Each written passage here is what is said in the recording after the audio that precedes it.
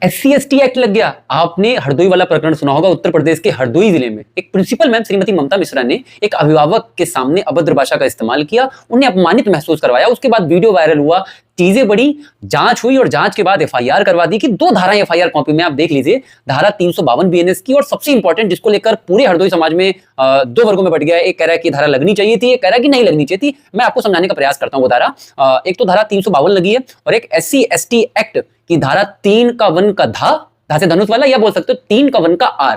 धारा 352 कब लगती है?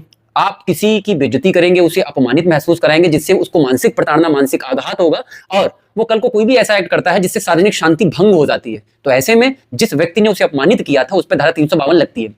वायरल वीडियो में हमने देखा भी था, उन्होंने कई सारे ऐसे शब्दों का इस्तेमाल किया जो किसी व्यक्ति को अपमानित करने के लिए था। तो धारा लगी, ये समझ आती है। अब जो अगली धारा लगी है SC/ST एक्ट की धारा 3 का 1 का धा या 3 का 1 का आर। अब इसमें क्या होता है, जब आपने किसी व्यक्ति को अपमानित किया और मान लीजिए वो व्यक्ति SC या ST का था और आपने उसे जब उसको अपमानित फील कराया और आपने किसी सार्वजनिक स्थान पर कराया और जो शब्द बोले वो जाति सूचक शब्दों का इस्तेमाल किया गया।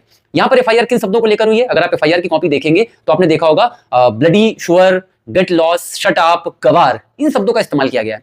तो आपके दिमाग में आएगा क्या ये शब्द जाति सूचक शब्द है? नहीं, ये शब्द को प्रथम दृष्टया आप देखेंगे तो ये जाति सूचक शब्द नहीं है। तो फिर कहोगे सर फिर SC/ST एक्ट कैसे लगा दिया गया?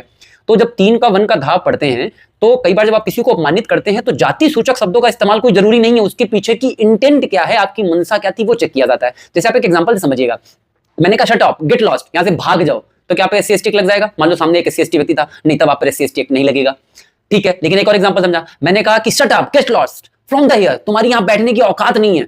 अब ऐसे में आपके ऊपर SC/ST एक्ट लग सकता है। तुम्हारी यहां बैठने की औकात नहीं है, इसका मतलब किसी और की औकात तो होगी और तुमने उसे जातिगत रूप से नीचा दिखाया। ऐसी स्थिति में SC/ST एक्ट लग जाता है।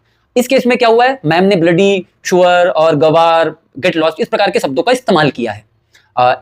ये शब्द जाति सूचक तो नहीं है, लेकिन अब इसकी मंशा देखी जाएगी। मंशा कैसे चेक की जाएगी? वीडियो के साक्ष्य देखे जाएंगे और वहां पर चश्मदीद गवाह क्या है, क्योंकि ये एक्ट की धारा लगने के लिए 2 चीजें बहुत जरूरी होता है। जब भी आप किसी भी SC/ST व्यक्ति की अपमानित करेंगे, बेइज्जती करेंगे, तो ये पब्लिक प्लेस पर हुआ हो, पहली चीज, और सेकंड वहां पर कुछ लोग उपस्थित जरूर होने चाहिए।